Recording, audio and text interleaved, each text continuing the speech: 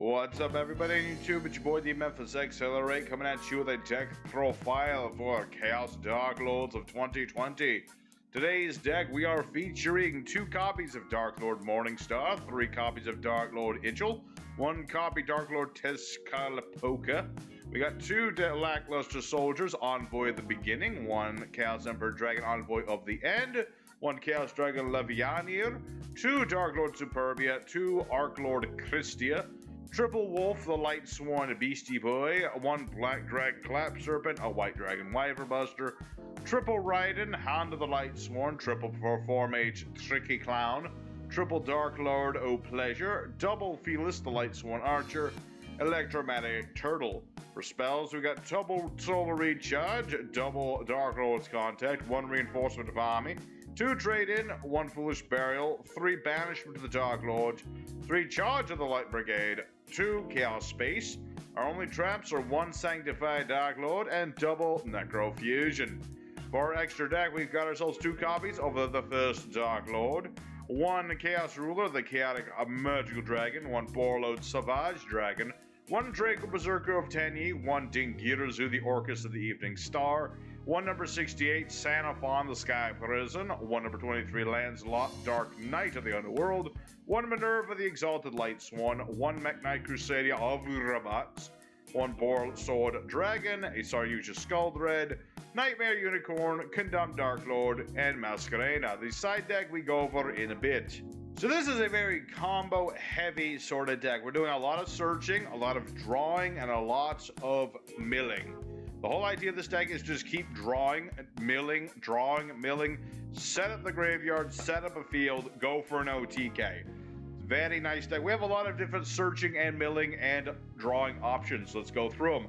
Darklord yugioh, very standard Darklord. Discard it and another Darklord, usually Superbia, sometimes Morningstar. Those are the best targets. Draw 2 cards. Very nice monster.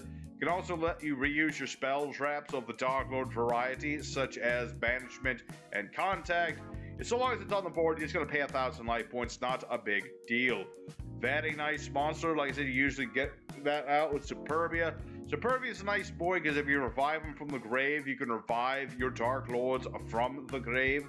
Very useful for going into just bigger boards and reusing your spell traps using yugioh's effect. Darklord Morningstar, he is mostly a target in here for the fusion, but he also has some utility if he's tribute summoned and your opponent has like a bunch of monsters. You're going second, for example. Your opponent has a whole bunch of monsters on the board. Morningstar lets you swarm out with Darklords from the deck, up to the number of effect monsters your opponent controls. Now, we don't have, like, all Darklords, but, you know, if you don't summon yugioh before you summon this, you could summon yugioh, Tezcatlipoca, you can summon Superbia, Pleasure, stuff like that. Just make a big board. You can also mill a bunch of cards, equal the number of Darklords you've got, and then gain 500 for each, just set up the graveyard even more. Like I said, it's mostly in here for the first Darklord. He's a very nice fusion. We'll talk about him later. But we're just talking about, you know, each individual part here. Tezcatlipoca, he has the effect of reusing spell traps as well. He's mostly in here, though, because if your Darklords would be destroyed, you can ditch this card instead. You don't really need him at more than 1. You can run him 2 if you really feel like it. But I usually run him at 1, and he never, he doesn't get in the way or anything. He's a good boy. So I run him at 1, and he's all good. So the main playmaker start up of this deck. We have several cards to help us start up, but this is the most important one. This is Raiden, the Hand of the Lightsworn. He is a level 4 tuner monster who can mill 2 cards once per turn. And during the end phase, he also mills 2 turns, but the most important part is the first effect. You want to mill cards, and you want to hit one of 2 main targets. There's a third target, but we'll talk about the 2 first. We got Wolf, and we got Trick Clown. Both these monsters, when sent to the graveyard via card effect, they summon themselves. So, Wolf, you summon him if he gets milled. Trick Clown, if he leaves the board for whatever reason, he will summon himself. This guy costs you 1,000 life points. Again, not a big deal. The most important thing is you just get Raiden out, get one of these 2 in the graveyard, by whatever means, Foolish Burial, Charge of the Light Brigade, whatever you need to do. And then you go into your Chaos Ruler. This is your starting up Synchro monster. We'll talk about him a little later, but yeah, basically you take Raiden, you combine him with one of your level 4s, whatever you need to do, If you've got to put pleasure in the grave and revive it with contact, that works too. Just don't activate pleasure when you do that. Don't do that. That's a bad thing. It interrupts your plays. So yes, Indulged Darklord is your alternative start 'em up monster. When normal or special summon, you can take 2 Darklords. One goes to your opponent's field, the other goes to your hand. This lets you like search an Itchel if you need to discard for more draws, or if you have an Itchel but not another Darklord, you can add another Darklord to discard to keep drawing. The one downside of, well, there's 2 downsides to pleasure. One, it gives your opponent free stuff. Darklords are big, beefy monsters. Usually I'll give my opponent Tezcatlipoca because he has the lowest defense, but it's still not an ideal thing giving your opponent big monster. Also, it locks you into only fairies for a turn. You can still summon things like Blackluster Soldier. You just can't use his effect. So, Pleasure is mostly just a level 4 body to combine with Raiden. You don't want to use this too often to start your plays up unless you're really sure you're going to be able to get that OTK and set up big things. Also, we contain ourselves Felis, the Lightsworn Archer, a nice tuner monster. It has to be, sent from deck to grave by a monster's effect, so like Raiden or Ruler's effect, for example. Sadly, you can't just Foolish Burial this, but it's a nice level 4 tuner, and it also has the effect of attributing itself to target and destroy a monster and then mill more cards, so Felis is a nice card. I run it at 2, and I'm usually good. I also want one copy of Electromagnetic Turtle. It's a nice monster to have in the graveyard, banish it, end the battle phase. With all the milling we're doing, you usually get this guy in the graveyard. He's also a nice monster to just, go into synchros with. Set him a nice defense. He's got 1800 defense. It's good enough for level 4 monster. So, that's Turtle for you. So, you go into these monsters as well. You got Blackluster Soldier and Chaos Emperor. You banish a Light in the Dark to summon these monsters. They're your level 8s. You use them for trade-in if you need them. You use them for beatdown, exceeds, link material. You can do whatever you want with them. They're targets for Chaos Space. You can banish Chaos Space to get them back to draw more cards. Very nice. And of course, we also have Lightsworn, who is very good in this deck. Not only is he searchable with Chaos Space, but he has just tons of utility. If you banish a bunch of lights in the grave, you can, summon this dude out, and then summon another monster from your graveyard. It can be like whatever you bloody want. You can play any monster in defense mode. Usually you'll revive level 8, go for Exceeds, or if you need link material, whatever you need. You can also, I never use the banish only darks effect where, you shuffle a card of your opponent's into the deck. But that is an option if you're going first, for example. But usually you'll go for the only lights. And you can also banish lights and darks to destroy 2 cards, which I use sparingly, but more often than not, you use the light effect. And of course, last main deck monster to really talk about, Christia. I don't like floodgates too much. I run Christia not because she's a floodgate. This isn't a Christia turbo build. I run Christia because she's level 8, so she's a trade-in target. I run Christia because she can special summon herself with 4 fairies in the grave. Darklords are fairies. So, I run her because she runs with the deck. She's a good card in the deck. She doesn't feel like an overly used floodgate sort of thing. And I run her at 2, and that's good enough. So spells, we got Solar Recharge, Ditch a Lightsworn, draw 2, mill 2. This is very useful if you have a Wolf or a Felis in the hand and you don't want them in your hand. So you just discard them, draw, and then mill, and get your plays started up. You got Contact, revives the Darklord. In defense mode, it's once per turn sort of thing. You reuse it with Itchel and Tezcatlipoca, things like that. Never go without it. You've got Reinforcement, just adding Raiden. Raiden, like I said, main play starter.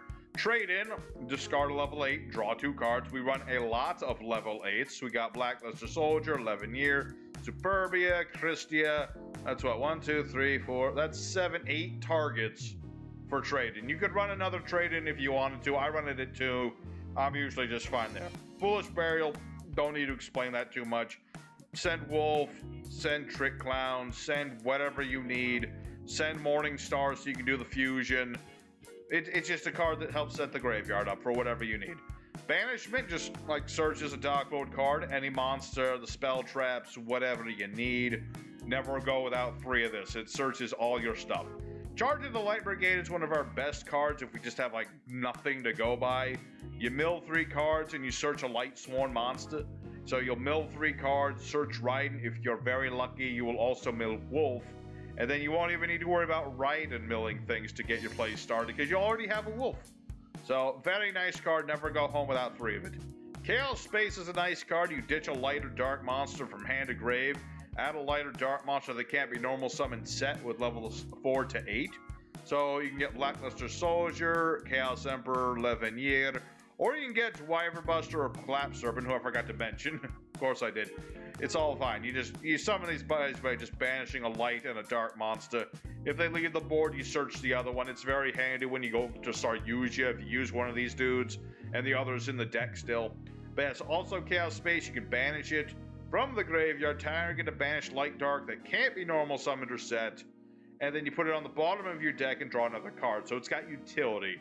You always just want to make sure you have at least one of these banished when you go to use Chaos Space. It's very handy. So lastly, let's talk about the traps just for a quick second. Sanctified Darklord just ditches a Darklord. To negate a monster's effect and gain life points equal to its attack, you can use this on both players' monsters. Yours, your opponent's. You're low on life points, negate Superbia's effect. You summon Superbia, revive Itchel, use Itchel, reuse Darklord Sanctified, and just negate Superbia. Gain 2,900 life points right there. Nice little card. I don't need to run it more than one. I don't always have a need for it, but it's nice to have it around. And Necrofusion, very nice trap card. Fusion with things in the graveyard. With all the milling we're doing, we're able to just set up as many fairies as possible so that we're able to use first Darklord as much as we want. So now let's finally get into the extra deck. Let's talk first about Chaos Ruler, the Chaotic Magic Dragon. This is your primary starting Synchro monster. When Synchro summoned, you excavate 5 cards, add a light or dark, and mill the rest to the graveyard. Now this is very useful. Not only does it help set up the graveyard, but it just lets you get whatever card you need that's getting on top of your deck. If you're very fortunate, you'll mill things like Wolf, Felis, and Trick Clown. Just pluses for days. Pluses for days. You can revive it by banishing a light and dark from hand or graveyard. It's very nice. It's level 8. Good for our Xyz monsters. So 9 times out of 10, you want to start by going into this dude because he's just that good. We also have, of course, Borload Savage Dragon. He's more for late games. You synchro summon him, equip a link monster once our links are in the graveyard, and he has this negation effect, which is really good. So Borload Savage, he's more for like late game. You got a few cards in the graveyard. You got some links in the graveyard, things like that. You go for Savage Dragon. You also have Draco Berserker, a nice alternative after you've gone for Chaos Ruler. Again, if it's late game, whatever, need some beatdown, your opponent's activated monster effects, banish their stuff. This guy beats over monsters, gains their attack points, attacks again. Just a nice beat over sort of Synchro monster. So before we go into the Xyz, let's talk about the Fusion. First Darklord, very nice level 12 Fusion monster. Needs 3 Dark Fairies. Again, we have a lot of Dark Fairies. And this monster, you cannot target the fairy monsters you control with card effects. Your opponent, they cannot target. No impermanencing you, nothing of that sort. And very nice monster. You can pay 1,000 to revive a fairy from hand or graveyard in defense mode. Usually you're reviving Superbia. You can also summon Itchel or Tesla Polka. Either one. But the main draw of this card is if you fusion summon this with Morningstar, you nuke your opponent's board. All their monsters, their spells, their traps.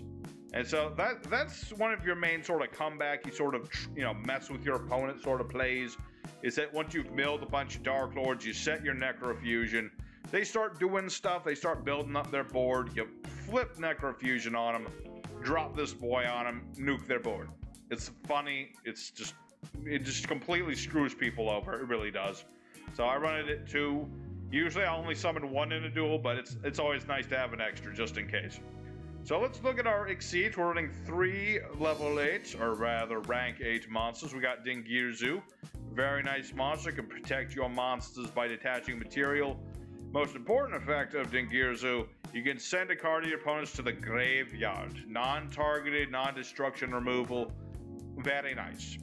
And one of my favorites in this deck, this is one of our better going first options. If you can't, if you're going first and you're able to make this dude, this is Sanafon the Sky Prison, number 68. A number I somehow forgot in my top 10 numbers. I don't know if this guy would be in the top 10, but he's certainly a contender. Because this guy, he gains 100 attack and defense for every monster in the graveyard, which means he's going to be huge once you get your graveyard set up. Most importantly, though, you can detach a material. I missed him there. You detach a material. This guy can't be destroyed by card effects, and importantly, neither player can summon from the graveyards. This does interrupt Necrofusion, but with all the cards and players that are playing cards that revive their monsters from the graveyard for who's and what's and combos, this thing can be a death sentence.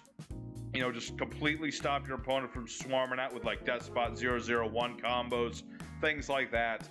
They just can't do it. You know, it's a very nice monster for just locking out the graveyard for a turn. It's really good, and he's got a nice big booty. 2,700 to start.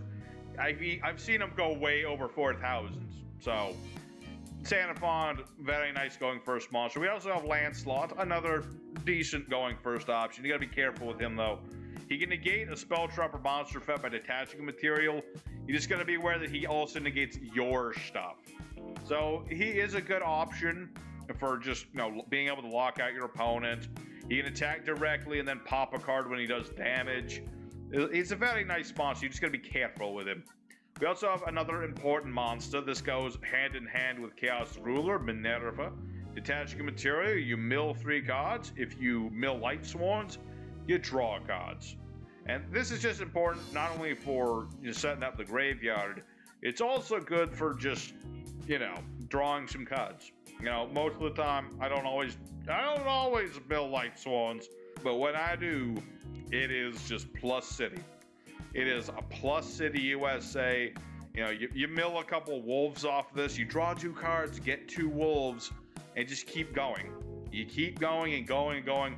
And the main idea is we're trying to build up at least 4 monsters. We go into yugioh.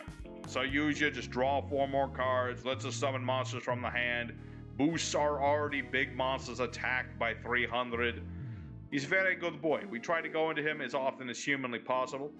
And so that's just what we're trying to build into. You just keep swarming the board, go for yugioh, draw a bunch of cards, swarm some more, bring out some Chaos Soldiers, bring out some Chaos Dragons, bring out some Lemonniers. You know, just keep going, build Xenophon, build Dingirzu, build whatever have you may. It's amazing.